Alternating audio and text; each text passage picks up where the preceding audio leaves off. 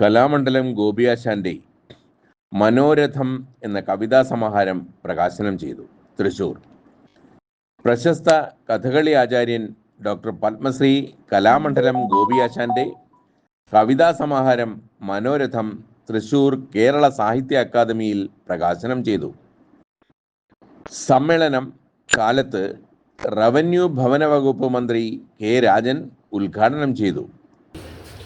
പുസ്തക രചയിതാവ് കൂടിയായിട്ടുള്ള മലയാളത്തിൻ്റെ വിമാനം തൃശ്ശൂരിൻ്റെ സ്വകാര്യ അഹങ്കാരവുമായിട്ടുള്ള പ്രിയപ്പെട്ട ഗോപിയാശാന്റെ കവിതകൾ ഹൃദയത്തിൽ നിന്നും വന്ന വരികളാണെന്നും ദുർഗ്രഹമായ ഭാഷ അതിലില്ലെന്നും കഥകളി എന്ന കലയിലൂടെ മതാതീത മാനവ മൈത്രിയിലധിഷ്ഠിതമായ ഭാഷയിലൂടെയാണ് ആശാൻ കവിതകൾ എഴുതിയതെന്നും മന്ത്രി പറഞ്ഞു.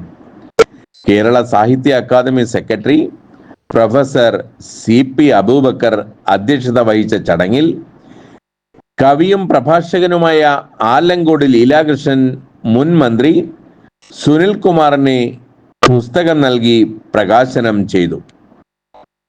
കഥകളി നിരൂപക മിനി ബാനർജി പുസ്തകം പരിചയപ്പെടുത്തി. വടക്കാഞ്ചേരി MLA സേവിയർ ചിറ്റിലപ്പള്ളി, മുൻ കലാമണ്ഡലം വൈസ് ചാൻസലർ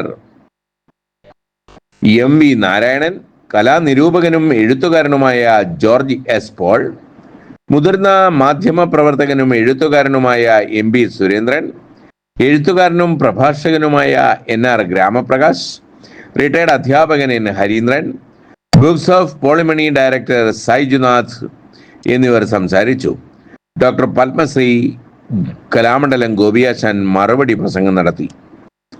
കഥകളിയുടെ അരങ്ങിൽ നിന്ന് വിട പറഞ്ഞ സ്നേഹ സമാഗമമാണ് ഇന്ന് സാഹിത്യ അക്കാദമിയിൽ വന്നതെന്നും മനോരഥമെന്ന കവിതയിലൂടെ നമുക്കൊപ്പം സഞ്ചരിക്കാൻ വന്ന എല്ലാവർക്കും ഹൃദയം നിറഞ്ഞ നന്ദിയെന്നും ആശാൻ പറഞ്ഞു. ശശി കളരിയൽ സ്വാഗതവും രഘു കുരുപ് കൃപ നന്ദിയും പറഞ്ഞു.